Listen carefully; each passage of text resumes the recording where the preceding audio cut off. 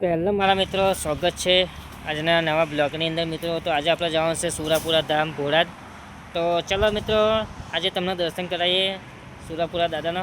તો ચલો મિત્રો, બન્યા રહેજો બ્લોગની અંદર, બહુ મજા આવશે. તો ચલો આગળ જઈને. તો મિત્રો અમે ખાતર ચોકડી આવી ગયા હતા. તો અમારા અત્યારે બાઇકમાં પેટ્રોલ પુરાવાનું, તો રાકેશભાઈ અત્યારે પેટ્રોલ પુરાવીને આવે. તો હવે આપણે મેં કહ્યું થોડુંક શૂટિંગ કરી દઈએ. તો મને આ પેટ્રોલ પંપનું પેટ્રોલ બહુ ગમે, કારણ કે અહીંની ડેન્સિટી પણ 745થી 750 સુધીની હોય, એટલા માટે. તો ગમે તો આપણે પેટ્રોલ પુરાવીએ ત્યારે ડેન્સિટી ચેક કરવી જરૂરી છે, કારણ કે અમુક જગ્યાએ ચાલુ નહીં હોતી, એટલા માટે. તો એની ડેન્સિટી એટલી જોરદાર છે કે એવરેજ બી જોરદાર છે બાઇકમાં. તો ચલો પેટ્રોલ પુરાવી લઈએ આપણે.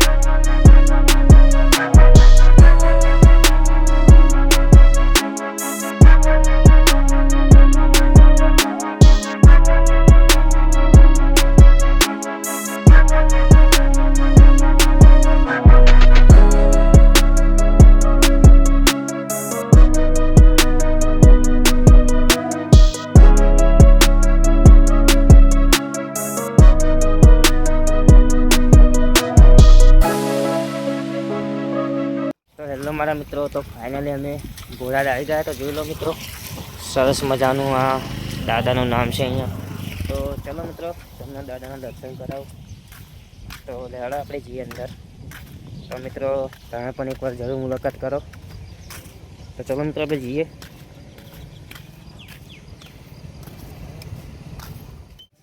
તો મિત્રો આપણે દરવાજાની અંદર એન્ટ્રી મારી લીધી હ.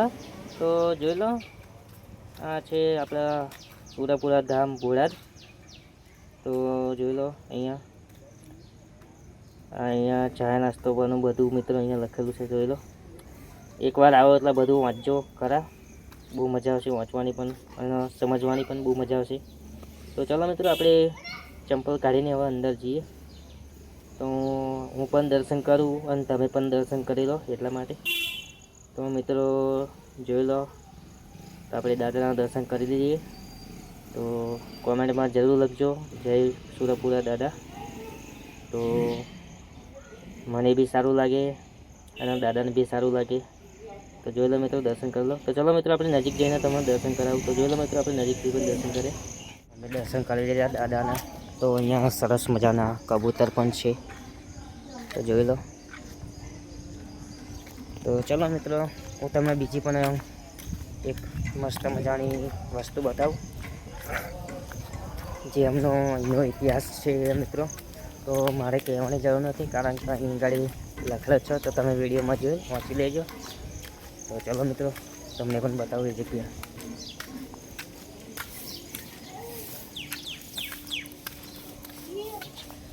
તો જોઈ લો મિત્રો, આ છે ઇતિહાસ અહીંયા.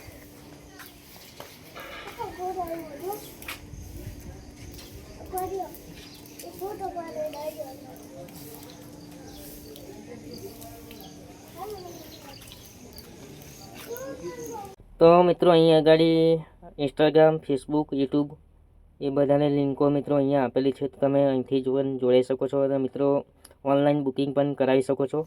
તો ચલો મિત્રો, આપણે જે દાદાનો પ્રસાદી વેચાય છે એ બાજુ જઈએ. તો ચલો આપણે એ બાજુ જઈએ અને તમને બતાવું. તો જોઈ લો મિત્રો, અહીંયા દાદાની પ્રસાદી ને એવું બધુંનું, મતલબ કે જમણવાર, ચા પાણી, નાસ્તો એ બધું જ અહીંયા હોય છે મિત્રો. અને મિત્રો અહીંયા દાદાની સભા પણ ભરાય છે, બધી પબ્લિક અહીંયા જ બેસે છે મિત્રો. જ્યારે પણ દાદાનો પ્રોગ્રામ હોય ત્યારે અહીં ગાડી આ શેડ નીચે જ હોય છે મિત્રો. ફાઇનલી મિત્રો અમે દાદાના દર્શન કરી લીધા. તો મિત્રો તમને થોડુંક બહારનું પણ માહિતી આપી દઉં કે તમારે બાઇક, ગાડી ગમે તે હોય, તમે બાઇક, ગાડી, લક્ઝરી જે પણ લઈને આવવું હોય મિત્રો, તો અહીંયા પાર્કિંગનો પણ જોરદાર જગ્યા છે મિત્રો. અહીંયા તો બહુ જ મોટી જગ્યા છે પાર્કિંગની. અને મિત્રો તમારે પ્રસાદી ગમે તે પૂંજાપાનો સામાન પણ જોતો એ પણ અહીંયા મળી જશે. તો મિત્રો અહીંયા પ્રસાદની પણ દુકાનો છે મિત્રો. તો મિત્રો આજનો બ્લોગ ગમે હોય તો લાઈક કરજો, સબસ્ક્રાઈબ કરજો અને કોમેન્ટ જરૂર કરજો મિત્રો. તો ફરી મળીએ નવા બ્લોગની અંદર મિત્રો. જય માતાજી.